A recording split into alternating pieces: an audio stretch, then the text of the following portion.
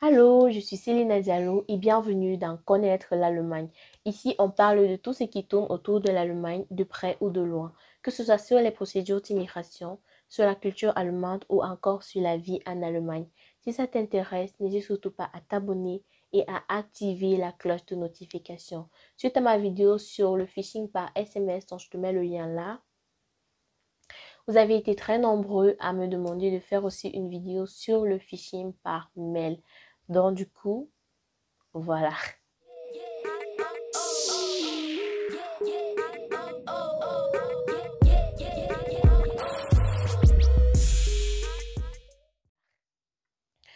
Le phishing, c'est une technique d'escroquerie qui consiste à récupérer vos données personnelles en vous piégeant avec un faux courrier électronique. Le phishing par mail, c'est la forme la plus connue et la plus utilisée.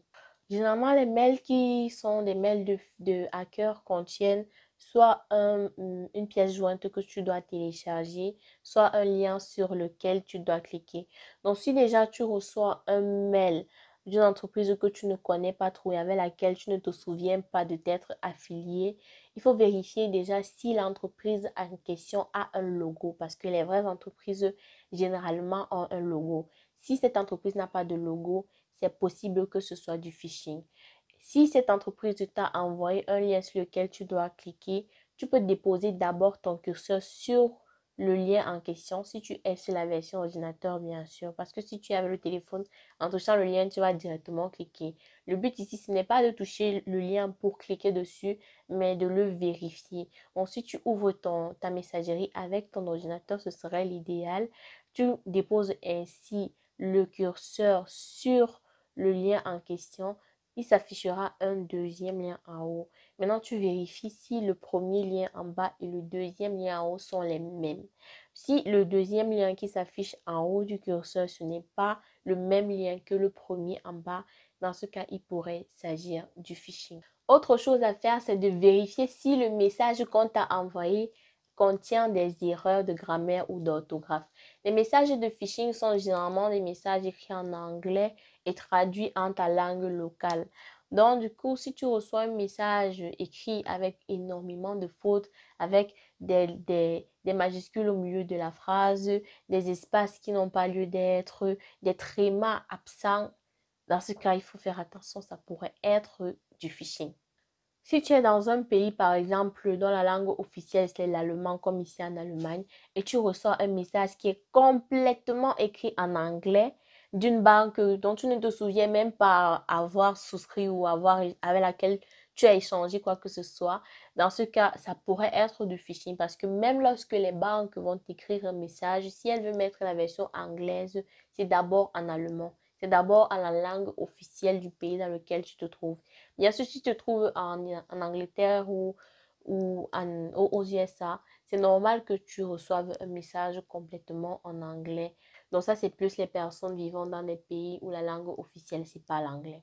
Si on vous envoie un message vous demandant de réagir rapidement ou on vous demande de payer des frais supplémentaires, dans ce cas, ça pourrait très bien être le phishing.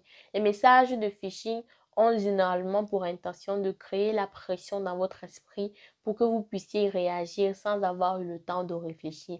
Donc, prenez bien le temps de réfléchir et de lire euh, le nom de l'entreprise qui vous envoie le message pour voir si effectivement vous avez l'habitude d'avoir des transactions avec cette entreprise-là. Si on t'envoie un mail disant qu'on a besoin de ton PIN ou de tes informations personnelles, ça se pourrait bien que ce soit du phishing. Généralement, les institutions financières ne t'enverront pas un mail pour te demander tes informations personnelles, elles t'enverront une lettre. Exceptionnellement, elles peuvent t'envoyer un mail avec un lien sur lequel tu dois cliquer, mais généralement, ce lien, c'est leur nouvelle condition d'utilisation, rien qui t'engage réellement.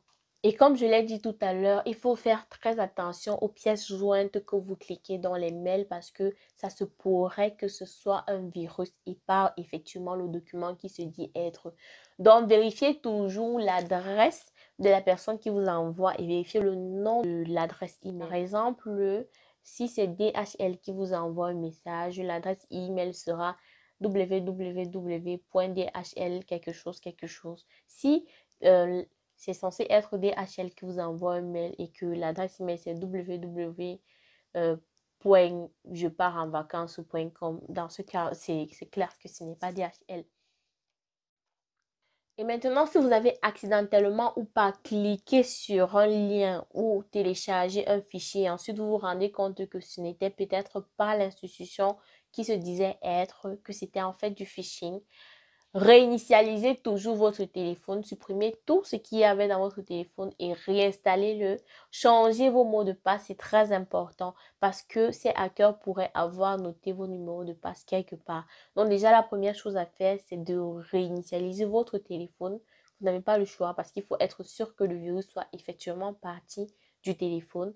Et deuxièmement, il faut changer votre mot de passe sur tous les comptes auxquels votre téléphone avait accès.